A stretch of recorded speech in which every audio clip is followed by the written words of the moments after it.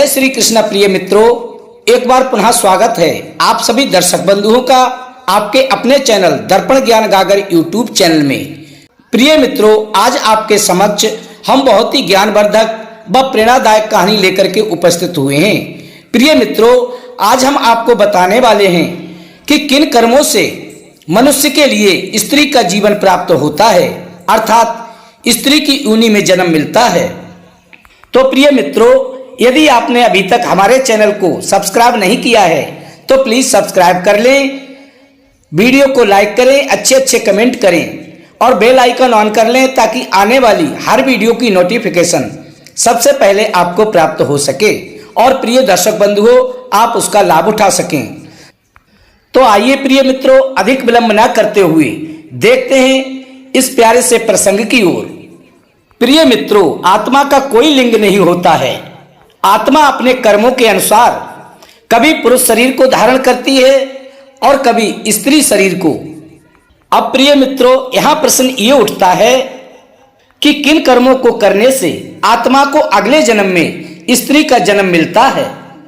वैसे तो इस विषय पर विज्ञान का अपना मत है और हमारे धर्म ग्रंथों की अपनी मान्यताएं। तो क्या प्रिय मित्रों, हमारे धर्म ग्रंथों में क्या कुछ विशेष कर्म बताए गए हैं जिसे करने वाला अगले जन्म में स्त्री बनता है? प्रिय दोस्तों, आज की हमारी ये वीडियो इसी विषय पर है। प्रिय मित्रों, आज की इस वीडियो में स्त्री जन्म की हम इन्हीं गुत्थियों को सुलझाने की कोशिश करेंगे और आपको गरुड़ पुराण की उस कथा को सुनाएंगे जिसमें देवराज इंद्र के कारण महिलाओं को मासिक धर्म भोगने का सिलसिला शुरू हुआ था और इसके साथ ही स्त्री जन्म से जुड़े वैज्ञानिक कारण भी बताएंगे।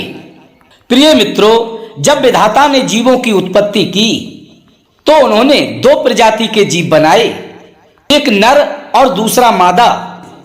परंतु शास्त्रों के अनुसार आत्मा को इनमें से किसी श्रेणी में नहीं रखा गया। गीता में भी आत्मा को भौतिक तत्वों से परे बताया गया है।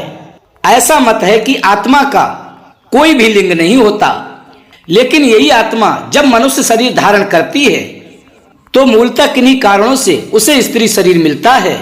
आइए प्रिय मित्रों, उन कारणों को एक एक करके जानते हैं। कई लोगों को लगता है कि स्त्री जन्म अच्छा है, जबकि कई लोगों के दिमाग में ये बात भी आती है कि पुरुष जन्म ही श्रेष्ठ है। अब यदि कोई पुरुष ये मानता है कि स्त्री जन्म ही अच्छा होता है तो वह अपने इस जीवन में स्त्री जैसा होने की कल्पना करता है। यह भी हो सकता है कि किसी पुरुष में स्त्रैण चित्त हो तो फिर वह अगले जन्म में स्त्री ही बनेगा। स्त्रैण चित्त का मतलब होता है कि ऐसा पुरुष जिसकी भावना और कर्म स्त्रियों जैसे हों, जबकि कई बार इसके उल्टा भी होता है। प्रिय मित्रों, आइए पहले धर्मशास्त्र और समाज की मान्यताएं और वैज्ञानिक तथ्य जान लेते हैं। इसके बाद गरुड़ पुराण में लिखित कारण के ऊपर बात करेंगे। धर्मशास्त्रों के अनुसार यदि कोई पुरुष महिलाओं वाला आचरण करता है और अपने स्वभाव में महिलाओं वाली आदतों को ले आता है या वही काम करना चाहता है जो एक महिला को पसंद होते हैं और करने चाहिए, तो ऐसे पुरुषों की आत्मा अगले जन्मों में स्त्री का ही शरीर धारण करती हैं। ठीक इसी प्रकार यदि कोई पुरुष पशुओं की तरह व्यवहार करता है और उन्हीं चीजों का सेवन करता है जिसका पशु सेवन करते हैं, तो ऐसे लोगों को निश्चित रूप से अगले जन्म में पशु ही बनना पड़ता है। प्रिय मित्रों, हमारा आधुनिक विज्ञान बच्चे का जन्म स्त्री रूप में होने का कारण माता पिता द्वारा गलत समय पर संभोग करने को जोड़कर बताता है। विज्ञान के अनुसार यदि कोई स्त्री ऋतुकाल से कुछ दिन पहले संभोग करती है तो बच्चे का जन्म स्त्री रूप में होता है।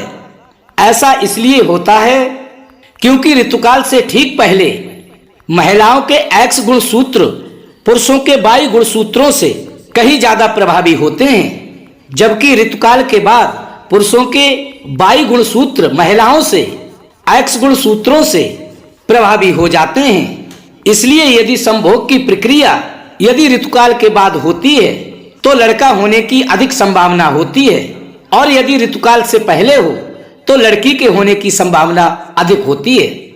क्योंकि प्रिय मित्रों, स्त्री का अंडाणु अधिक मजबूत होता है, जिस कारण वह पुरुष शुक्राणु की तुलना में अधिक समय तक जीवित रहता है। पुरुष का शुक्राणु बच्चे के लिंग में धारण करने के लिए पूरी तरह से जिम्मेदार होता है। प्रिय दर्शक बंधुओं, आइए अब आपको बताते हैं कि स्त्री के जन्म को लेकर गरुड़ पुराण में क्या लिखा है। गरुड़ पुराण के अनुसार मृत्यु के समय मनुष्य की आसक्ति जिस ओर होती है, उसका जन्म उसी आसक्ति के आधार पर होता है। इसलिए अगले जन्म के विषय में सबसे महत्वपूर्ण बात यह है, मृत्यु के समय सोची गई बातें। जिन आसक्तियों को लेकर व्यक्ति प्राण त्यागता है, अगले जन्म में उन्हीं आसक्तियों के आधार पर अगले जन्म में उन्हीं आसक्तियों को भोगने के लिए उसका पुनः जन्म होता है। जैसे कि प्रिय दर्शक बंधुओं, कहा जाता है कि अंतमति सो गति। यदि कोई व्यक्ति मृत्यु के अंतिम क्षण में स्त्री को याद करते हुए अपने प्राण त्यागता है, तो उसे अगले जन्म में स्त्री का ही जन्म मिलेगा। और वही यदि अंतिम क्षण में अपने परमेश्वर का नाम लेता है, तो वो मुक्ति के मार्ग पर अग्रसर हो जाता है। यानी कि मृत्यु के अंतिम क्षण में उसके द्वारा किया गया विचार ही उसके अगले जन्म का आधार बनता है।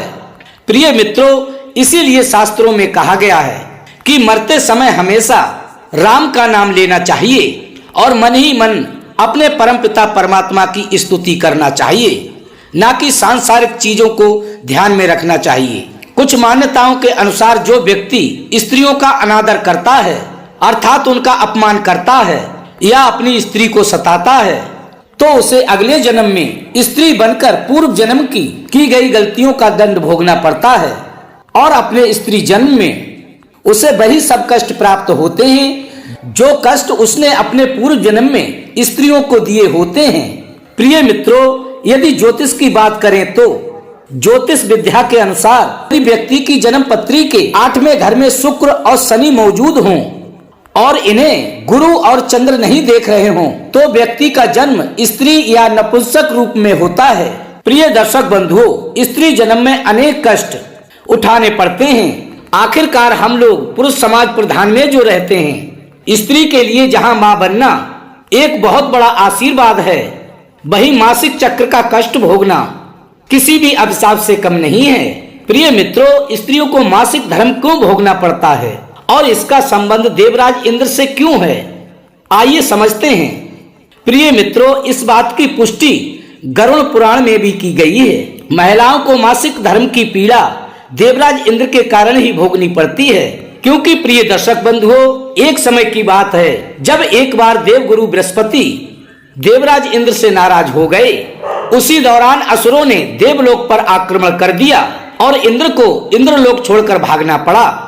इसके बाद प्रिय मित्रों, देवराज इंद्र ब्रह्मा जी के पास पहुंचे और उनसे सहायता मांगने लगे। तब ब्रह्मा जी ने कहा कि तुम्हें अपने पापों का प्रायश्चित करने के लिए किसी देवज्ञानी की सेवा करनी चाहिए, तभी जाकर उनके दुख का निवारण होगा। अंत में देवराज इंद्र एक ब्रह्म ज्ञानी की सेवा करने लगे, लेकिन वो इस बात से अनजान थे कि उस मुनि की माता एक असुर है। इस दौरान पूजा के द्वारा अर्पित समस्त हवन सामग्री और पूजा का फल सभी असुरों को चला जाता था। प्रिय मित्रों, जब ये बात इंद्रदेव को पता चली तो वो बहुत ही नाराज हुए और उन्होंने उस मुनि की हत्या कर दी।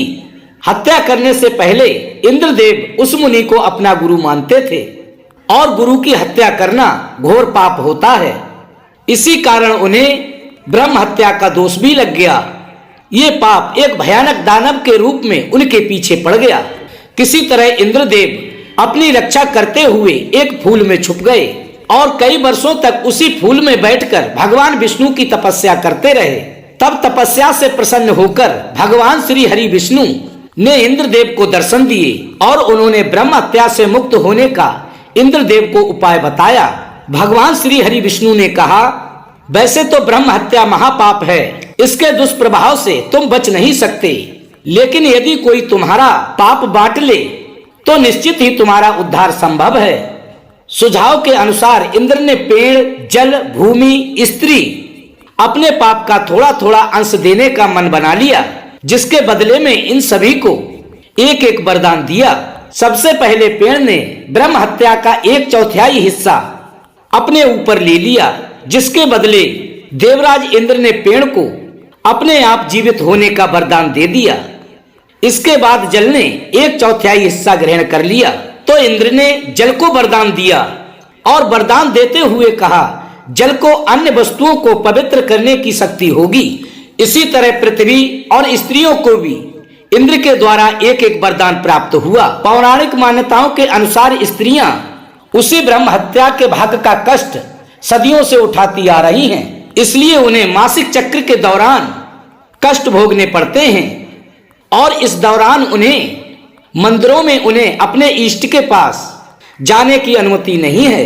ऐसी मान्यता है कि तभी से स्त्रियों में मासिक धर्म का होना प्रारंभ हुआ। हालांकि आधुनिक युग में वैज्ञानिक मत को मानने वाले इन बातों पर विश्वास नहीं करते और ना ही गंभीरता से लेते हैं। प्रिय मित्रों, हम उम्मीद करते हैं आपको अवश्य ही समझ आ गया होगा कि कौन सा कर्म करने से स्त्री का जन्म प्राप्त होता है। यदि आपको हमारी ये बातें आपकी समझ में आई हों तो हमारी इस वीडियो को लाइक करें, चैनल को सब्सक्राइब करें, अच्छे कमेंट करें और हो सके तो अपने सगे संबंधियों तक शेयर अवश्य करें। फिर मिलेंगे इसी प्रकार की रोचक कथा के साथ। इसी के साथ प्रिय दर्शक बंधुओं, राधे राधे, जय श्री कृष्णा।